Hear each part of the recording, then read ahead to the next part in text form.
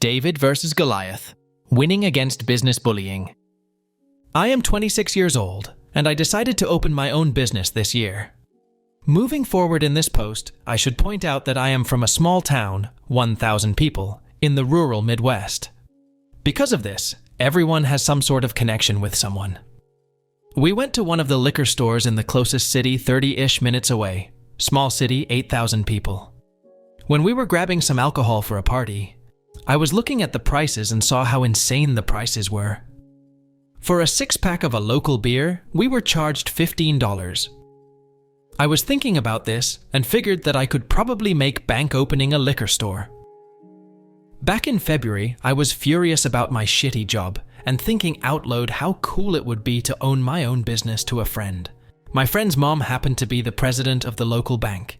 He told me, "Hey, with the pandemic, the bank has been struggling to find customers to give out loans. Right now, the bank is giving loans for cheap."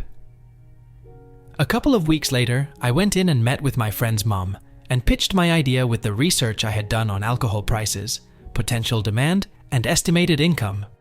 I got the loan at a fantastic interest rate.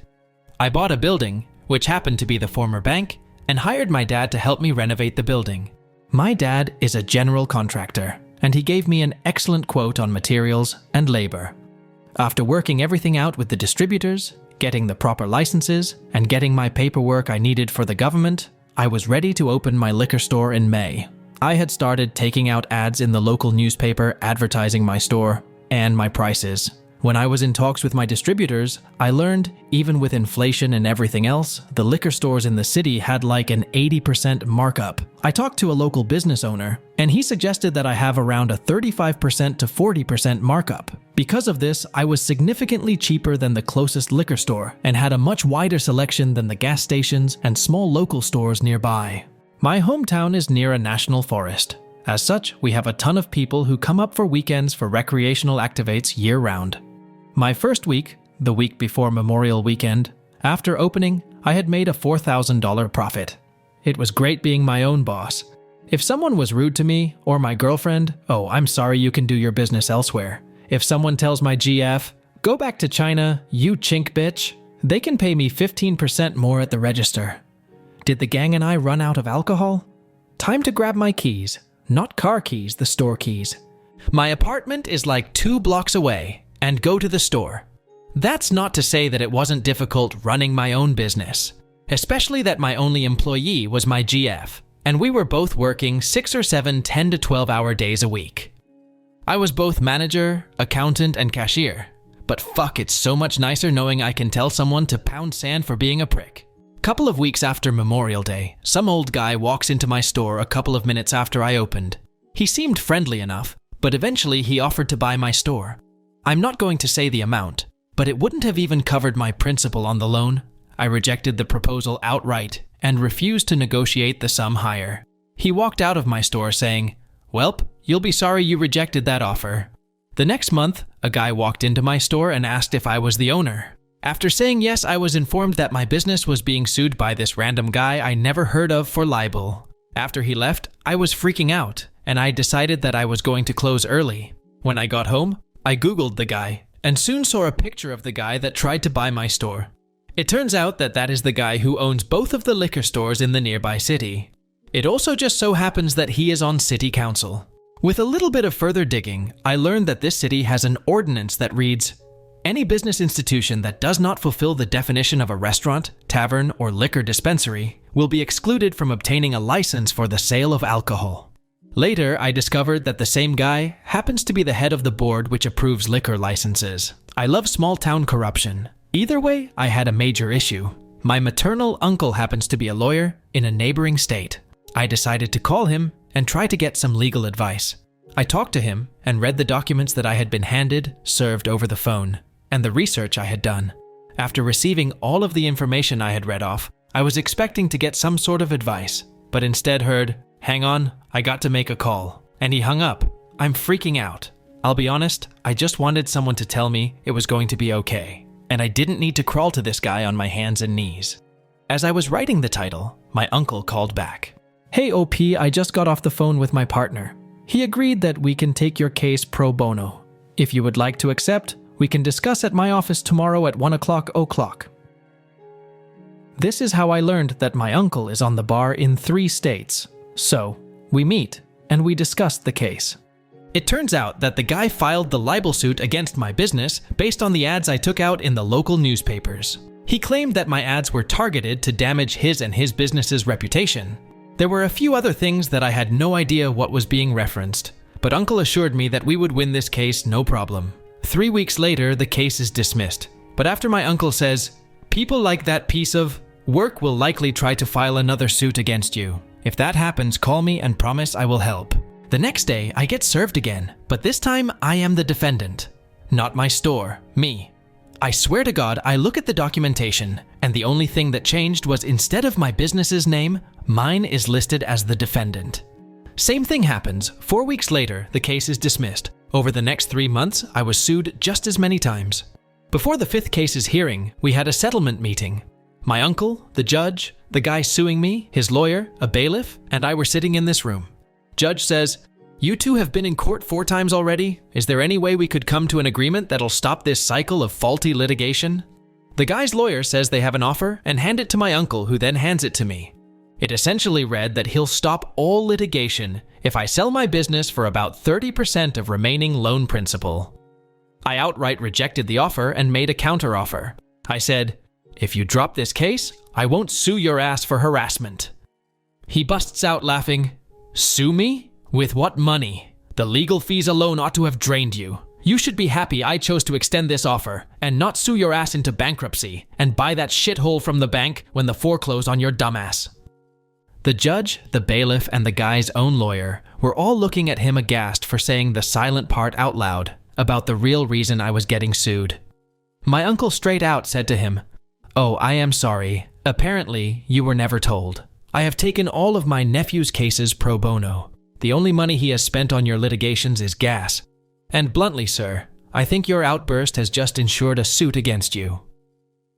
After that, we just left, and I was then informed a few days later the litigation was dropped. Right now, my uncle and I are talking about the future suit against the guy. I want to sue the guy for a very high amount to try and get press attention on this guy and his sketchy actions. Although my uncle warned me that we'll need to be careful, because if we set the damages too high, it'll look like we're just being vindictive. This suit won't be pro bono, but after getting sued 5 times for free essentially, I am not going to complain. Looking back on this, I am so thankful that my friends and family supported the entire way, especially my uncle. Without my uncle, I would have absolutely lost my business. Update 1. The nearby city had a few liquor stores run by a city councilman who controls who gets liquor licenses in said city. With me being 40 minutes away, he was losing business and offered to buy my store. I refused, and instead, he tried to sue me for libel. His attempted for around half a year continued to sue me, my business, or anything else he could until it was thrown out with contempt. Fortunately, I was able to get my lawyer to take the case, pro bono, so I didn't get buried in legal fees as the guy intended. My lawyer and I then began to file suit against the guy, so that's where we left off a while ago. As of now, the case is over and I can talk about it.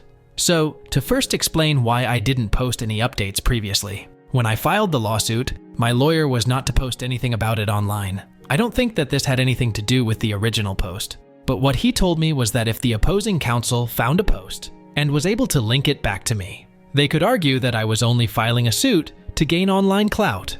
But now the court case is over, so I can now talk to you guys. We filed the complaint about a month after the last case against me was dismissed. What we filed for was multiple accounts of malicious misuse of due process. After filing the complaint, we needed to serve the papers to the guy.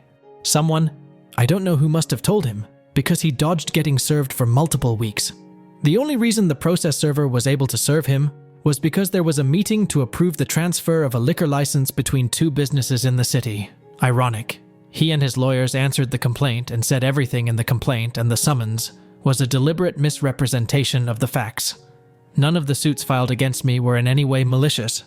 But given that the only thing that changed between most of the suits was the named defendant, kind of disproves that. He then went on to say that this current suit was simply a move by me to get revenge on him for trying to protect his business.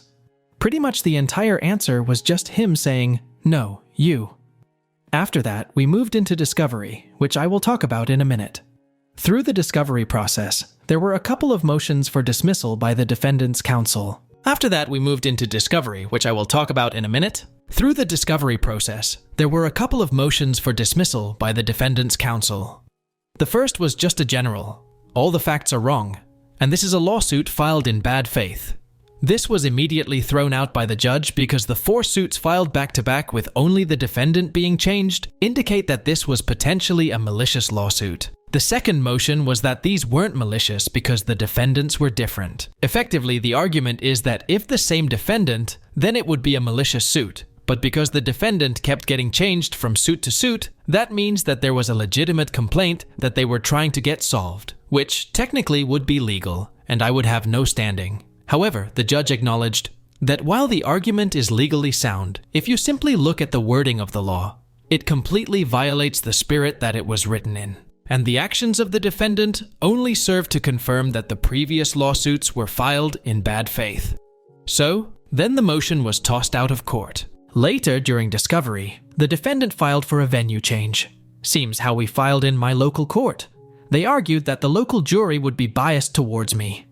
This was dismissed because they forgot to ask for a jury trial. We were perfectly fine with proceeding with a bench trial, so we didn't ask for a jury. The judge decided then that because they didn't request a jury, a venue change would not offer any significant change in the trial. They used that decision, and some history I have with the same judge, to appeal to the state court to dismiss the case. They refused. So back to discovery. The whole process was extremely slow, and we were still in the middle of discovery when we decided to settle.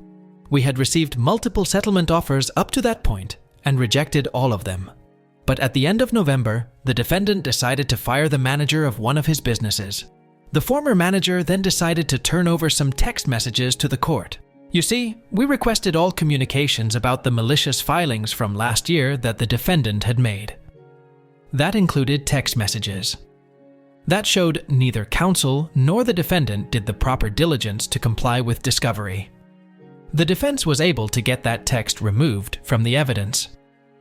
While the text might not have been able to be used as evidence if had we proceeded to trial, you can't erase that you hid evidence from the judge's memory. They don't tend to take that well. With this coming to light, and the chicanery that the defendant had been pulling, the judge was just over it at this point.